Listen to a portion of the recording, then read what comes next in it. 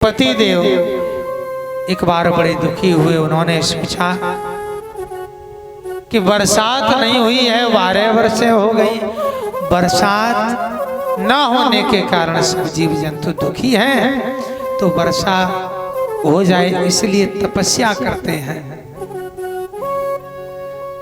और 12 वर्ष तक जब तपस्या करी, जल नहीं बरसा, समाधि खुल गई और पानी मांगा है अनसुईया मैया से, क्योंकि प्यास लगी है। जब खुली समाधि ऋषि की, अनसुईया बैठी पास, पति बोले पानी लाओ, मोए भारी लागी प्यास। हो जब खुली समाधि ऋषि की, अनसुईया बैठी पास, पति बोले पानी लाओ, मोए भारी लागी प्यास।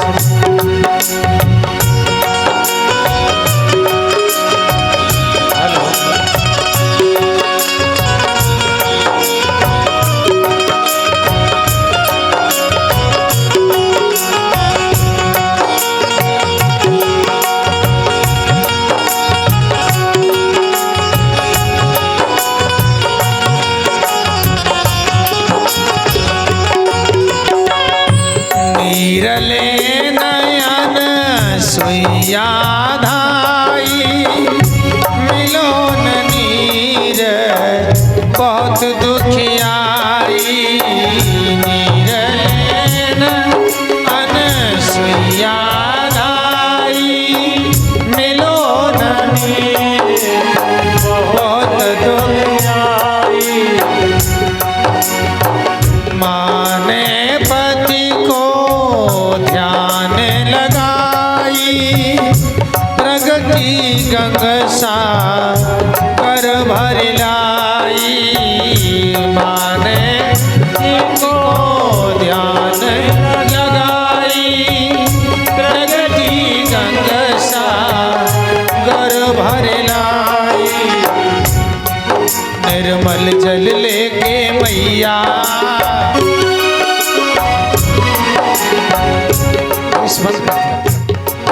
निर्मल जल लेके मैया आई निज पति के पास। पति बोले पानी लाओ, मोए भारी लागी प्यास। हो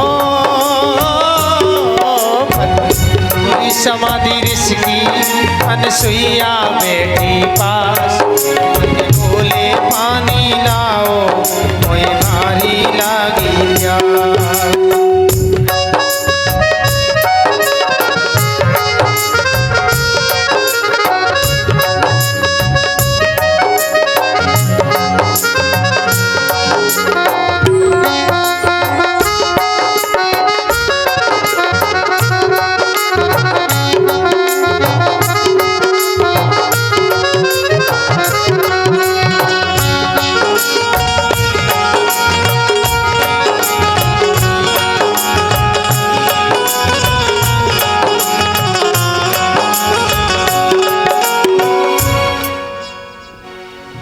अनसुईया मैया गंगा मैया को प्रकट करने के लिए अपने पति देव का स्मरण करती हैं और माँ ने अपने पति देव का ध्यान करके माँ गंगा को प्रकट करके सुंदर निर्मल जल लेकर के पति देव को दिया। उन्होंने पूछा, इतना सुंदर जल कहां से लाई हो तुम? बताया तो ये दृश्य नारद बाबा ने भ्रमण करते समय देख लिया। तो नारद बाबा भ्रमण करते हुए गए हैं। अच्छा, नारद बाबा को कहां चैन है? नारद बाबा ने उमा रमा ब्रह्मणी को खबर दी है। क्यों? वो तो ये विचार विमर्श कर रहे थे कि दुनिया में पतिव्रता नारी कौन है।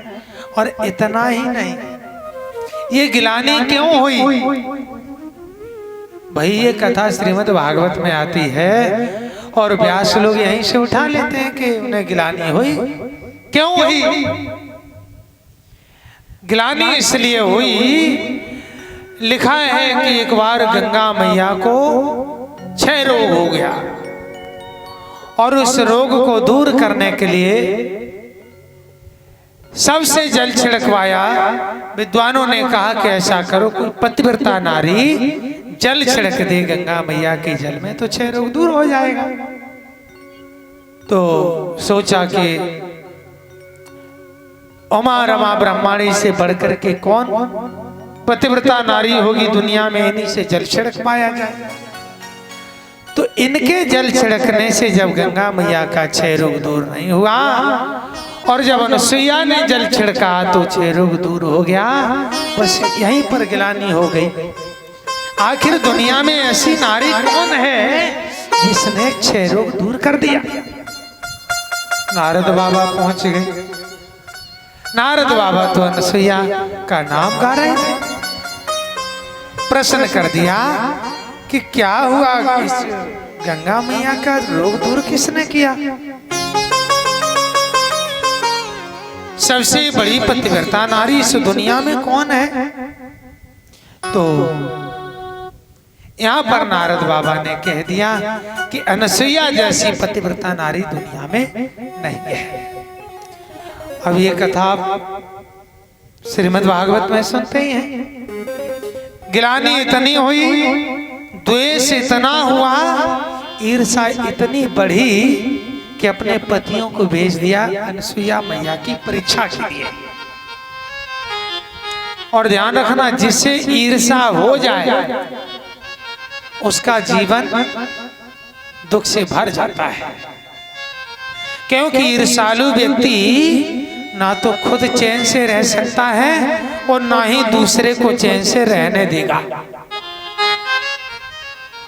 और ईर्षा एक ऐसा रोग है कि मालूम नहीं पड़ता कि कब प्रवेश हो गया।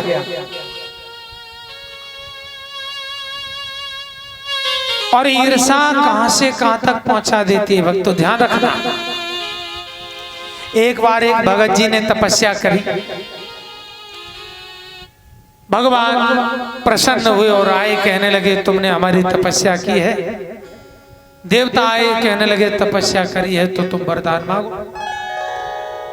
भगत जी बोले देखो हम तो बड़े संतोषी हैं, हमें कुछ नहीं चाहिए। देवता ने कहा नहीं नहीं, देखो आपने तपस्या की है तो हमारा फर्ज बनता है कि आपको कुछ दे, मांग लो। भगत जी बोले अगर तुम नहीं मानते, वैसे तो कुछ इच्छा है नहीं और नहीं मानते तो एक वरदान दे दो। क्या? ऐसा करो हमें इतना दे दो कि हम जब जिस समय जितनी मात्रा में पुरुष पदार्थ चाहे वो मिल जाए। क्या मांगा है? एक वरदान, जब जिस समय जितनी मात्रा में पुरुष पदार्थ जो चाहे वो मिल जाए। अच्छा विचार करो, ये एक वरदान है। जब चाहे जो चाहे जितना चाहे जितनी मात्रा में चाहे सब मिल जाए। क्या छोड़ा है इसने? अच्छा देवता भी बड़े चालाक, उसने कहा ठीक है। देवताओं ने कहा ठीक है जाओ हमने दिया, लेकिन चलते समय देवता कह गए कि तुम्हें जितना मिलेगा उससे 2 गुना तुम्हारे पड़ोसी को मिलेगा। अब वो घर पे आया, जैसे ही घर पे आया उसने देखा कि टूटा फूटा झोपड़ा है, कब तक इसमें गुजर करें, एक पक्का बढ़िया मकान बन जाए तो ठीक है।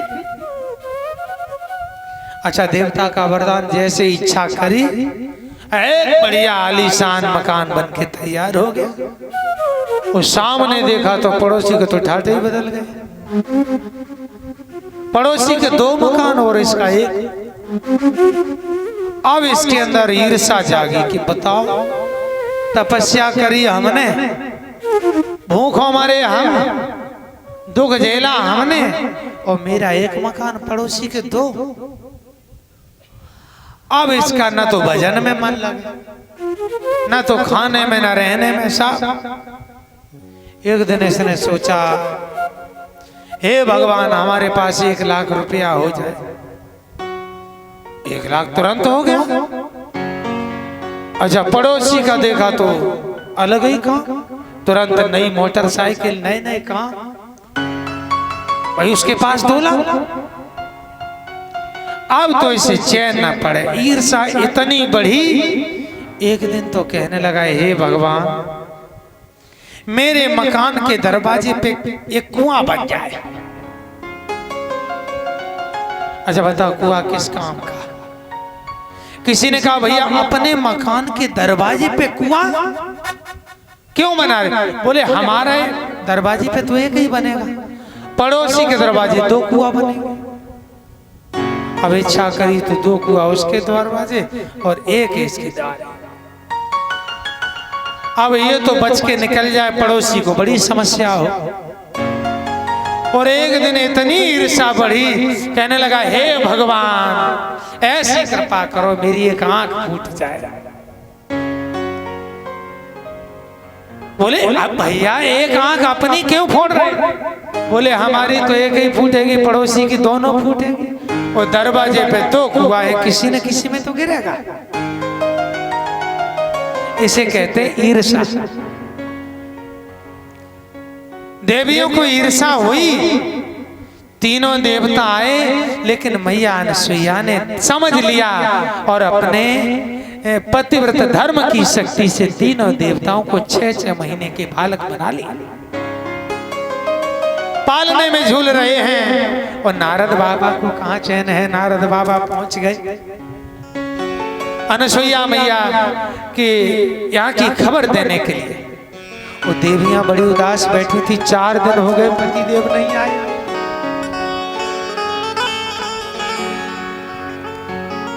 पूछ लिया नारद जी, अरे मेरे स्वामी नहीं आए, ना जाने किस हाल में होंगे।